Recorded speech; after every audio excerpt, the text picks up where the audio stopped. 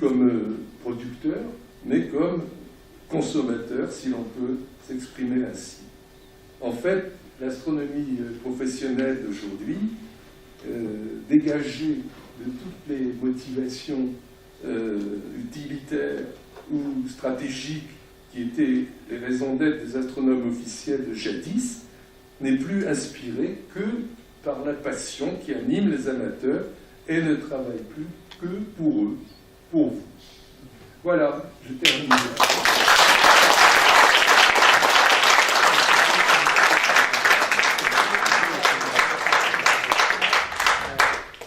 Vous m'entendez? Oui, merci beaucoup. Donc, je vois avec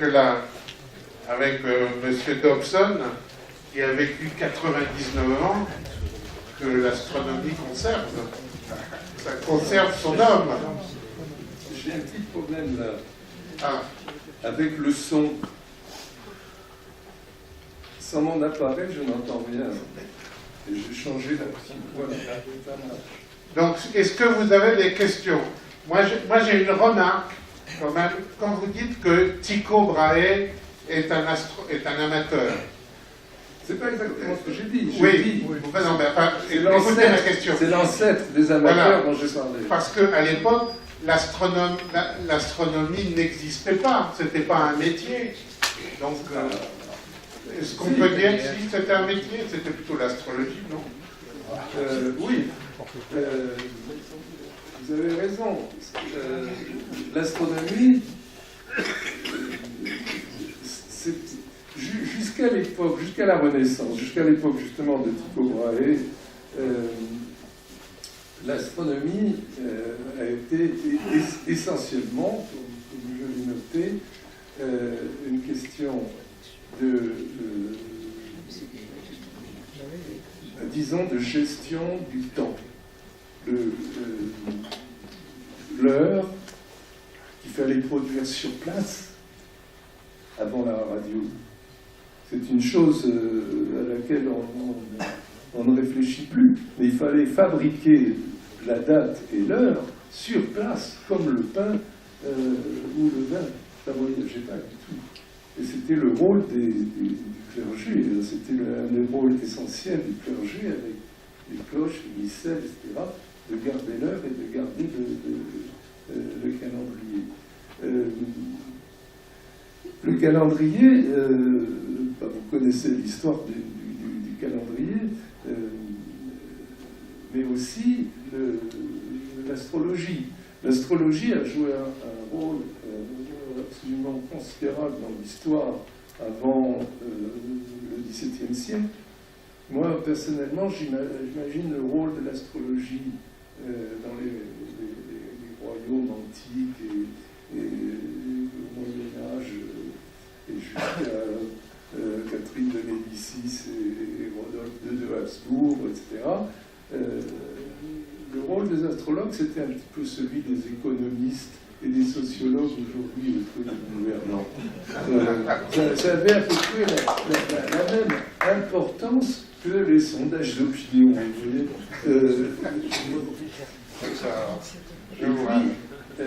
Et puis par la suite, l'astronomie officielle, et déjà à l'époque de Tycho Brahe, était occupée par les problèmes de la cartographie, de la mesure de la longitude. C'était ça. Et alors, c'est là où je suis tout à fait d'accord quand tu dis il n'y avait pas d'astronomie. Si, il y avait une astronomie officielle, c'était l'astrologie, c'était la cartographie, c'était le calendrier. Et justement, alors ça n'intéressait pas du tout Tycho Brahe. Oui. Est-ce que vous avez des questions? Oui. Alors, il faut bien parler très près du micro et en regardant le monsieur. Voilà.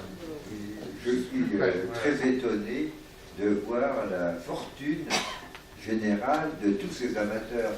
Quand je vois la taille des appareils, ils font ça dans leur jardin peut-être. Enfin, quand je vois d'énormes tubes, d'énormes constructions, ils étaient bien financés par la Caisse royale, enfin, où il y a quelque chose quand même, ils n'étaient pas uniquement des petits amateurs quand même. Ben, votre question, c'est quels étaient leurs financements? Ah oui. Oui, ils étaient donc, en fait, la plupart de ces amateurs qui ont construit des grands télescopes devaient être riches obligatoirement. Ben oui, Ouais. j'ai cité des gens comme Parsons ou Isaac Roberts ou autres qui étaient des gens qui avaient des fortunes considérables. D'autre part, il y avait des mécènes. J'ai sauté cette partie-là, mais il est important de voir que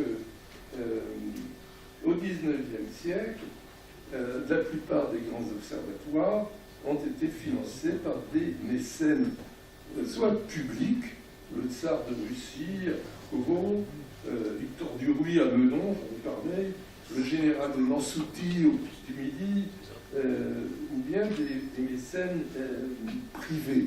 En France, par exemple, Raphaël Grissoffen qui a financé l'observatoire de Nice aux États-Unis, surtout, où presque tous les observatoires portent le nom de grands mécènes, Lee, Yerkes,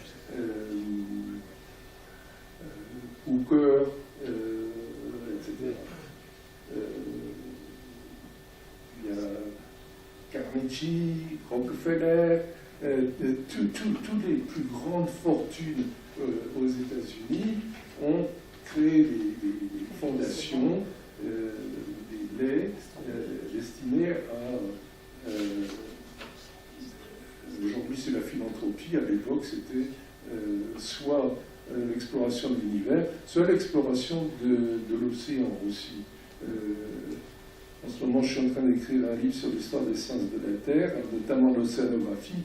Toutes les grandes institutions océanographiques, y compris d'ailleurs en France, ont été financées par des mécènes. Maintenant, c'est plutôt l'État qui finance, du moins en France. Mais vous avez quand même entendu qu'il y avait des gens très pauvres, comme Barnard ou Hugh Mason, qui ont fait de magnifiques carrières d'astronomes amateurs et sont devenus quasiment des professionnels. Est-ce qu'il y a d'autres questions?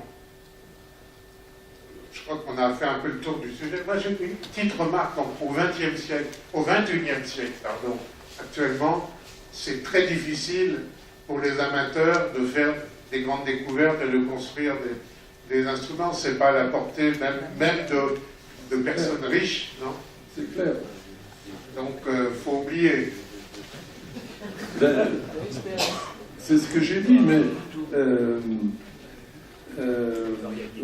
on peut encore avoir une activité créatrice qui ne coûte rien, qui ne demande qu'un papier et un crayon. C'est pas interdit de faire des grandes découvertes. J'ai pas d'exemple précis en tête, mais disons que j'ai pas abandonné tout espoir d'en faire, moi. Bon, je crois qu'on peut remercier notre ami.